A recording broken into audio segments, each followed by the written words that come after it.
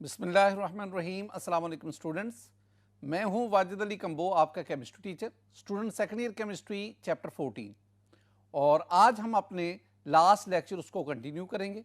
Student हम पढ़ रहे हैं सिंथेटिक पॉलीमर्स, और आज के इस लेक्चर में हम दो synthetic polymers which are very very important, polyamide resins and epoxy resins, इसको हम स्टडी करते हैं।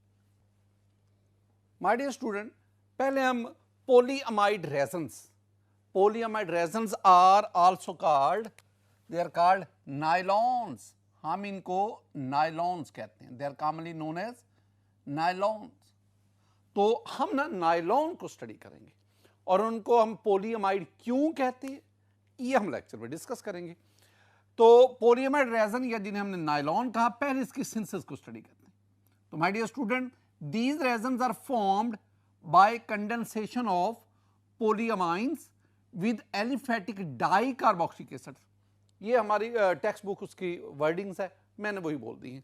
यानी हम ना दो चीज़ों का रिएक्शन करवाएंगे, पॉलीअमाइन्स का और दूसरा हमारे पास डाई कार्बोक्सिलिक एसिड्स है।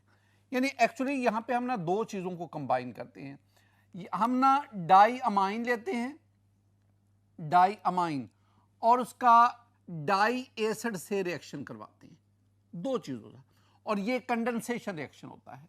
यानी इन दोनों के कॉम्बिनेशन के दौरान there is a loss of small molecule, लिहाजा दोनों के कंडेंसेशन प्रोसेस के नतीजे में जो हमारे पास प्रोडक्ट बनता है that is called polyamide resin, that is commonly called nylon.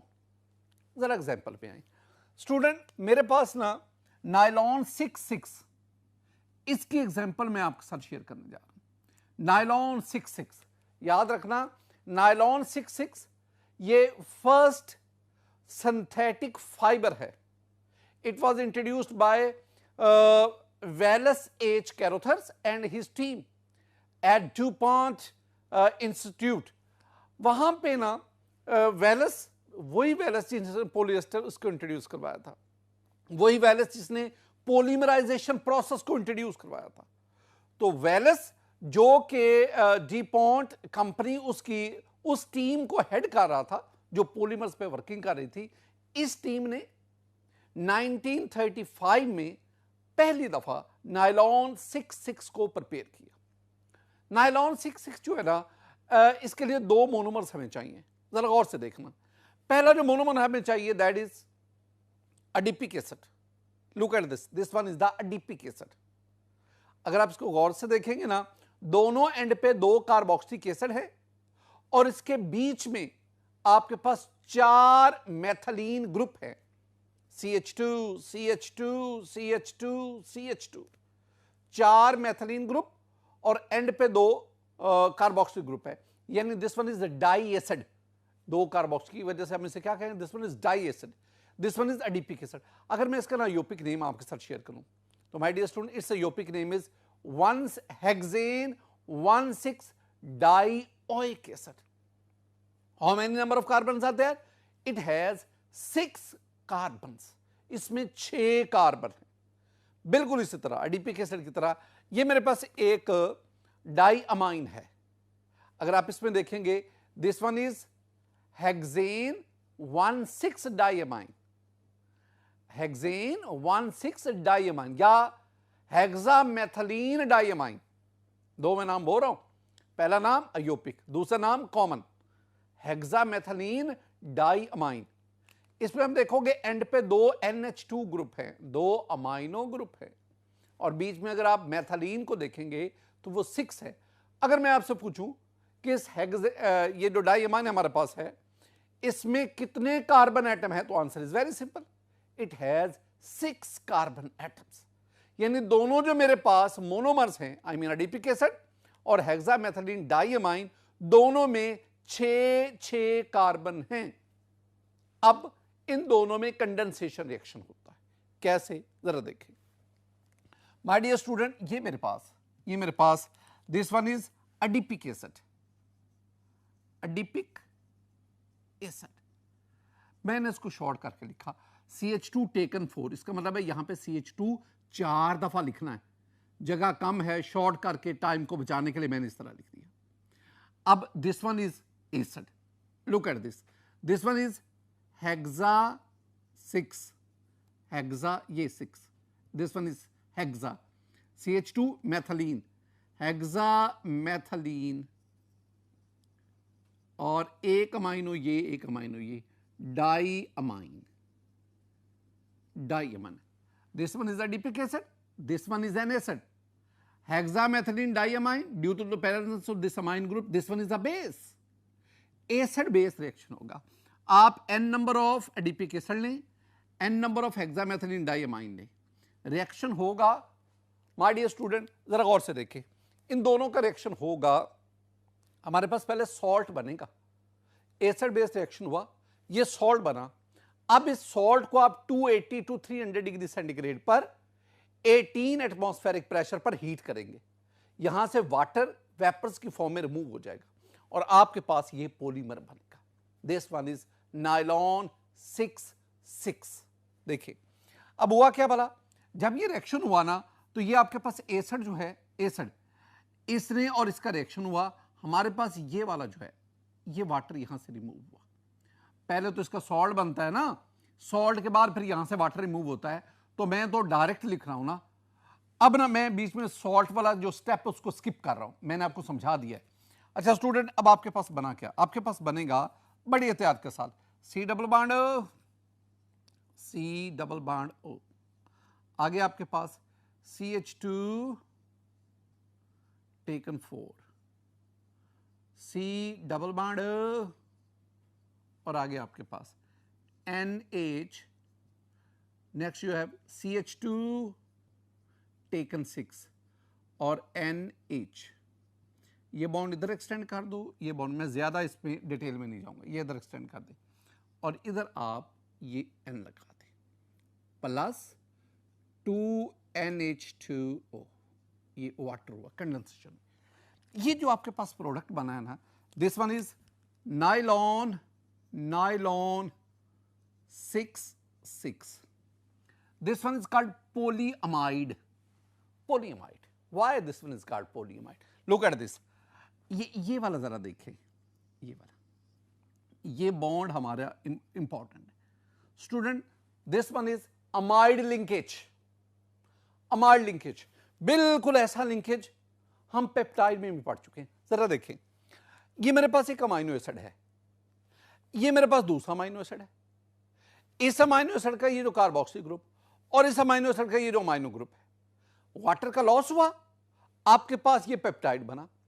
इसमें ये जो बॉन्ड आ रहा है इसे हमने पेप्टाइड बॉन्ड कहा रहा था।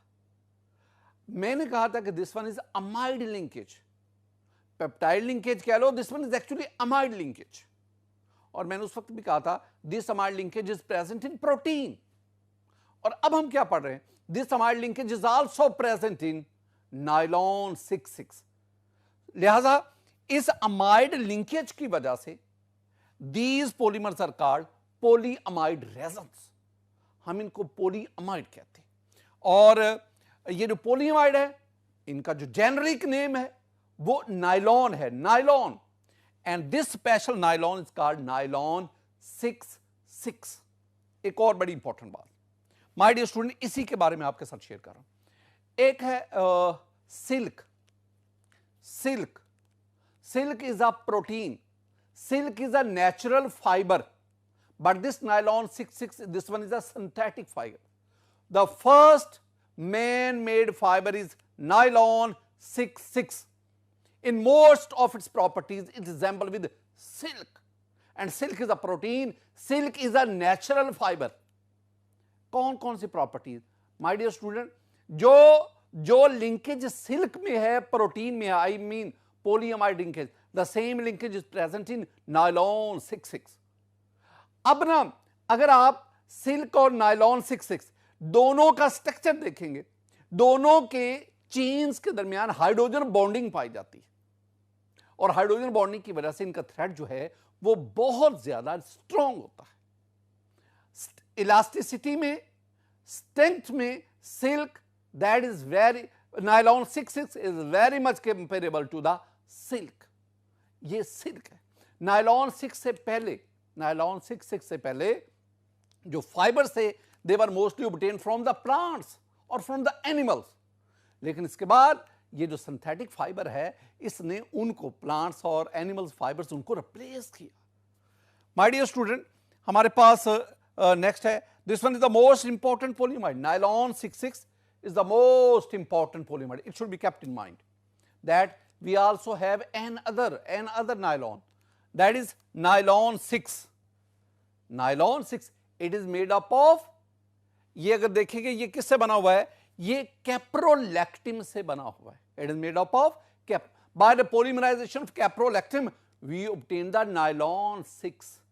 एक और भी याद रखना, ये जो कैरोथेर है वो और उसकी जो टीम है उन्होंने एक और भी पॉलीएमाइड रेजिन इंट्रोड्यूस, एक और नायलॉन भी इंट्रोड्यूस करवाया था, दैट वाज नायलॉन 510। लेकिन ये जो है ये आगे फिर इंट्रोड्यूस नहीं हो सका।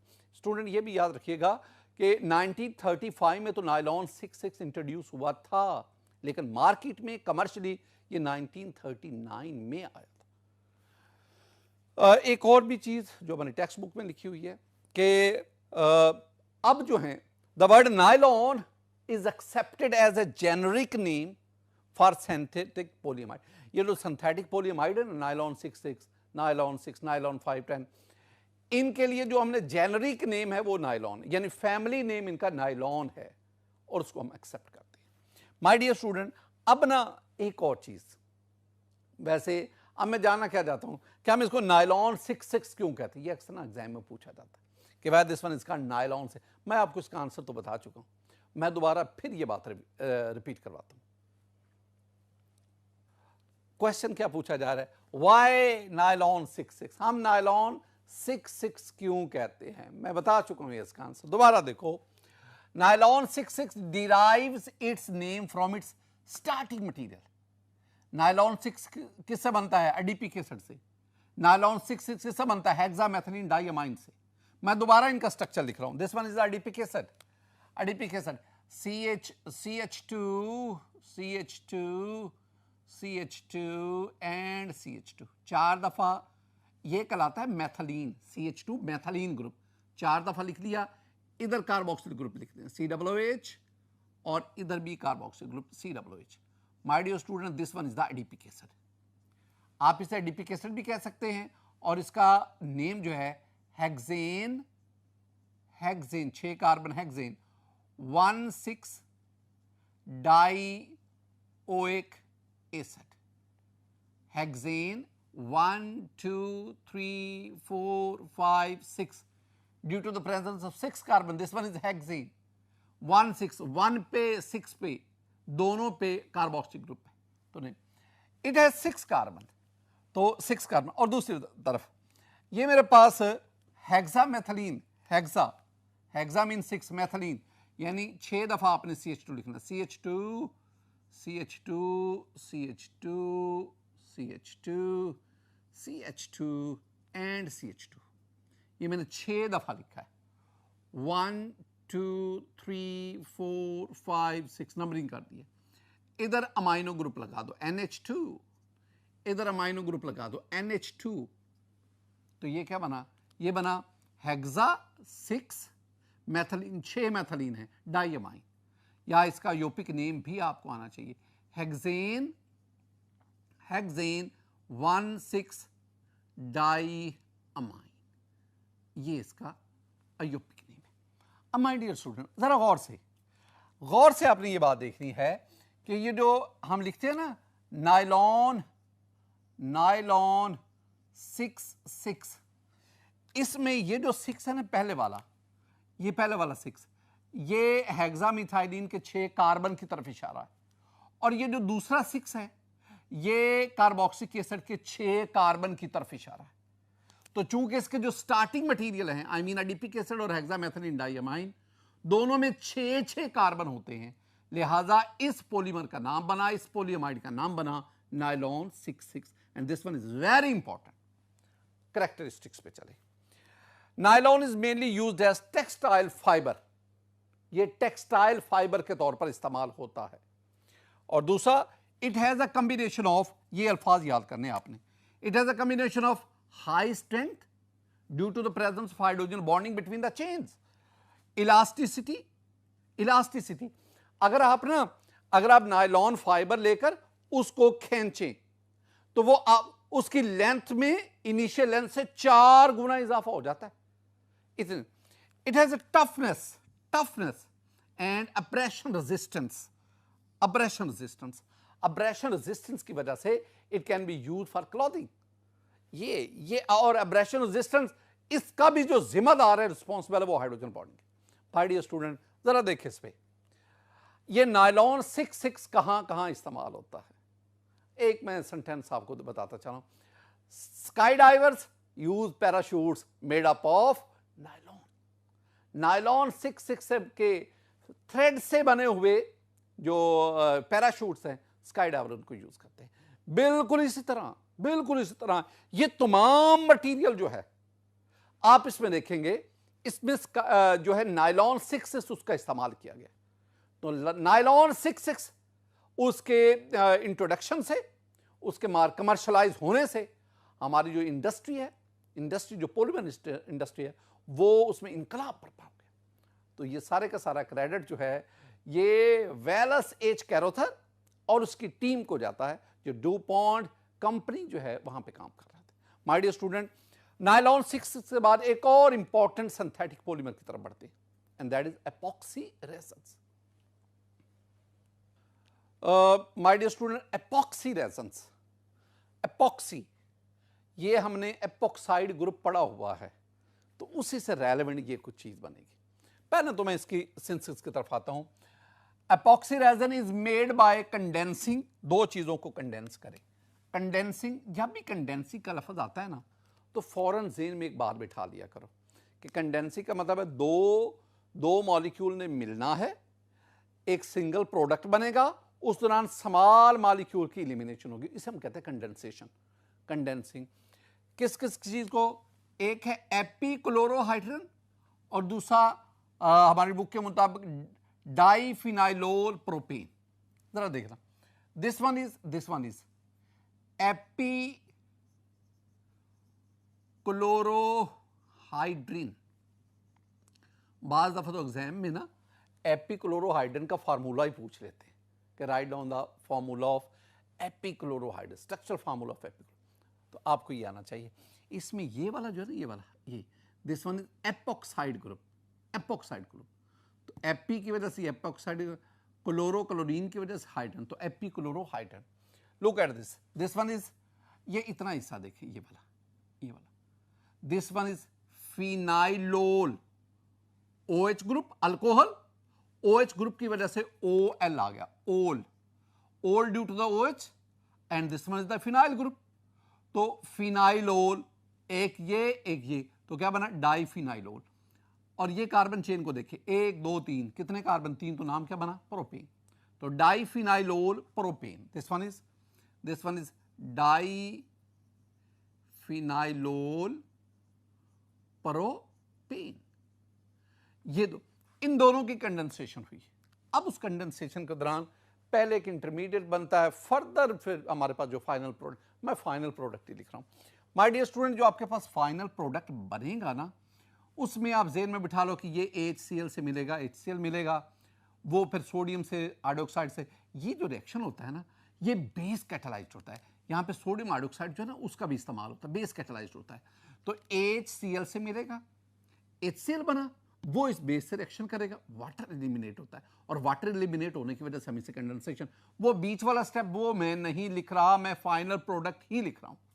स्टूडेंट, आपके पास फिर क्या बचेगा, ये CH2, this one is the CH2, और आगे इसको ऐसा लिखना है, CH और CH2, and you have O, और इधर बिल्कुल इसी तरह ये आपने 2 लेने हैं स्टैचोमेटिकली, देखिए ये एक लेना है।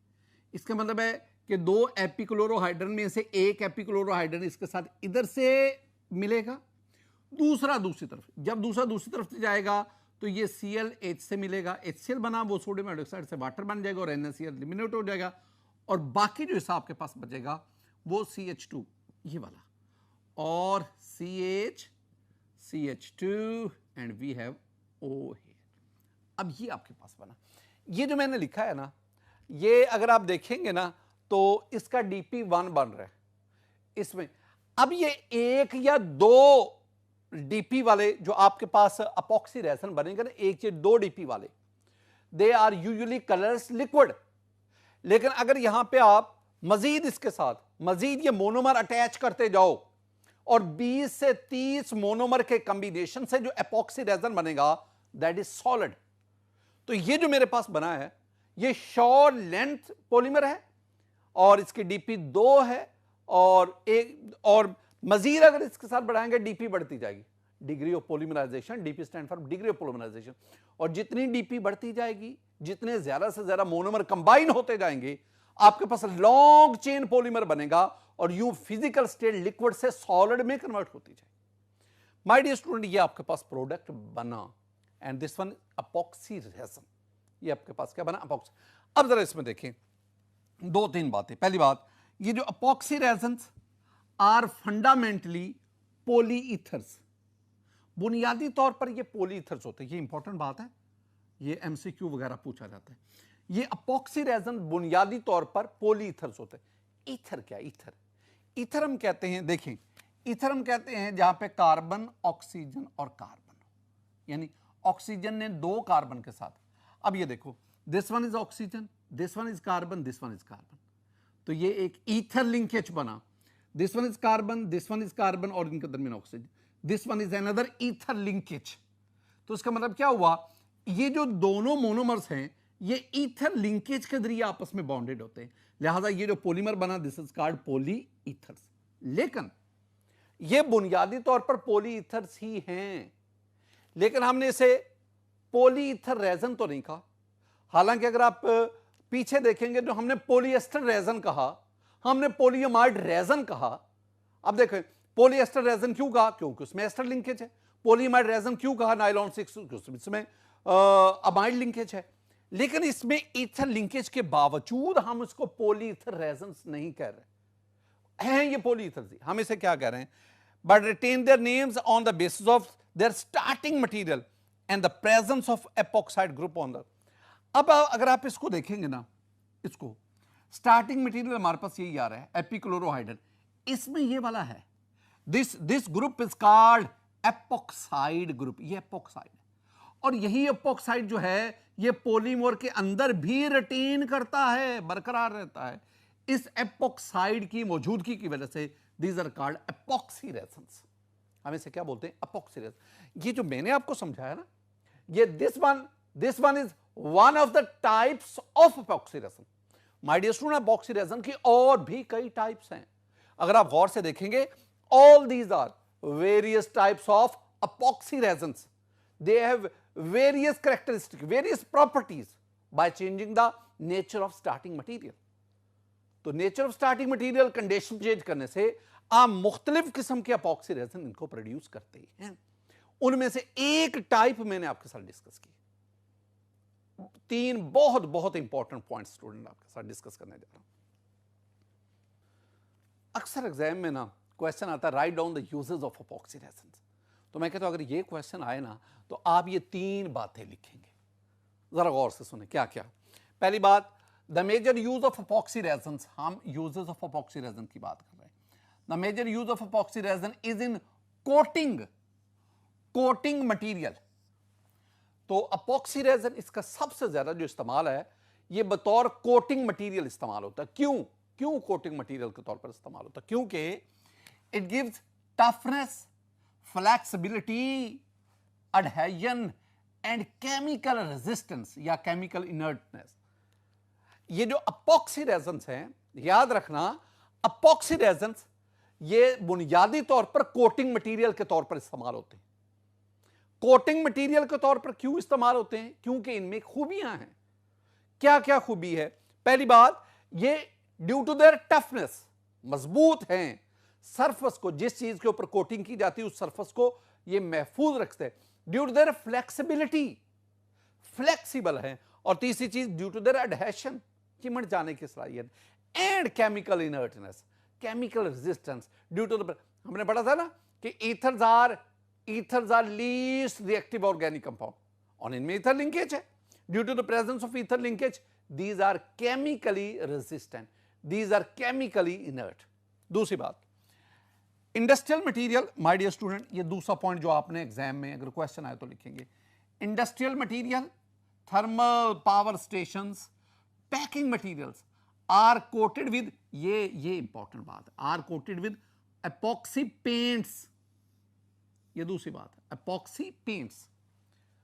ये अहम चीज है कि एपॉक्सी पेंट्स की मदद से आप इंडस्ट्रियल मटेरियल को, थर्मल पावर स्टेशंस को, पैकिंग मटेरियल, इनको कोट करते हैं। क्या मतलब?